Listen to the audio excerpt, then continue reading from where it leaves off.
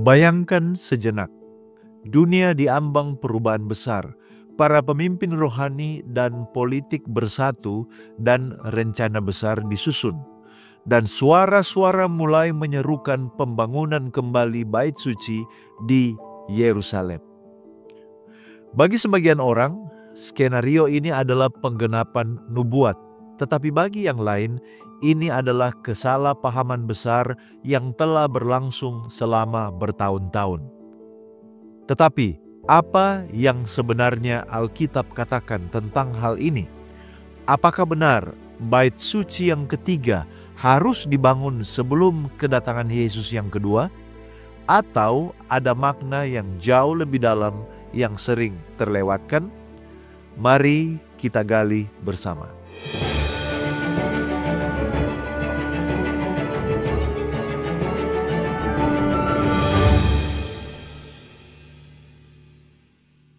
Yang pertama kita lihat kesalahpahaman tentang bait suci ketiga.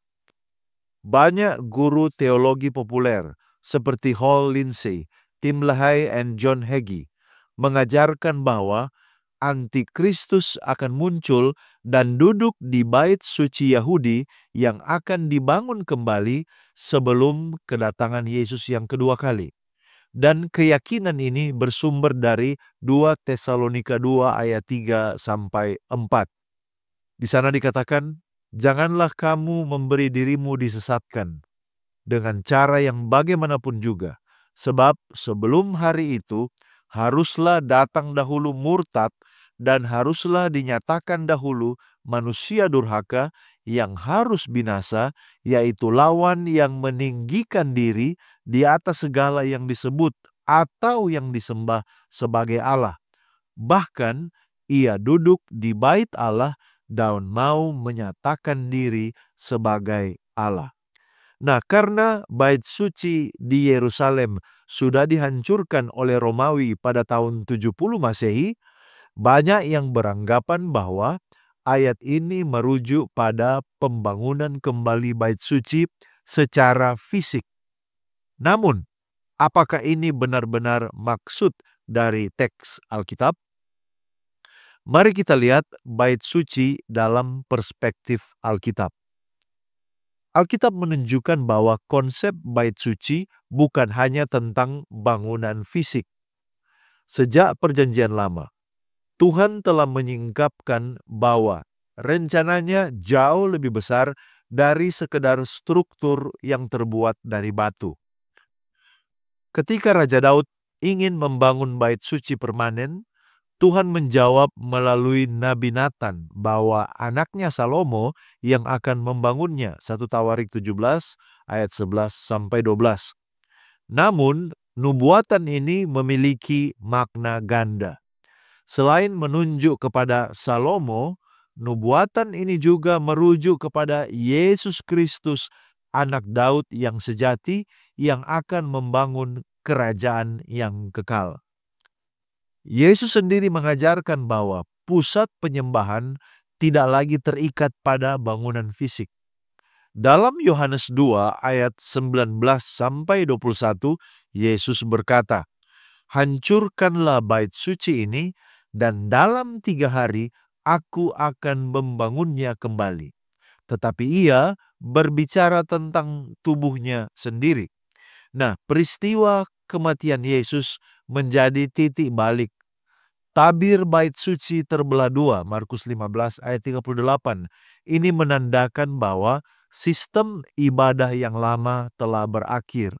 Dan kini Yesus adalah penggenapan sejati dari segala simbol di dalam bait suci. Sejak saat itu, gereja tubuh Kristus menjadi bait suci yang sejati sesuai dengan 1 Korintus 3 ayat 16-17 dan Efesus 2 ayat 19-22. Ada beberapa kesalahan fatal dalam teologi populer. Banyak pengajar modern masih berpegang pada konsep bahwa sebuah bait suci fisik harus dibangun kembali sebagai bagian dari nubuat akhir zaman. Namun ada beberapa masalah besar dengan pandangan ini. Yang pertama, pandangan ini mengabaikan penggenapannya di dalam Kristus. Yesus sudah menggenapi fungsi bait suci dalam kematian dan kebangkitannya. Tidak ada lagi kebutuhan akan pengorbanan hewan atau tempat ibadah khusus. Yang kedua, mereka mengartikan bait Allah secara harfiah, bukan secara rohani. Paulus berkata dalam 2 Tesalonika 2 ayat 4 bahwa antikristus akan duduk di bait Allah. Tetapi apakah ini berarti bangunan fisik? Jawabannya tidak. Dalam Perjanjian Baru, bait Allah itu merujuk kepada gereja. 1 Korintus 3 ayat 16. Ini berarti bahwa kuasa antikristus akan berusaha menguasai gereja, bukan sekedar bangunan tertentu di Yerusalem.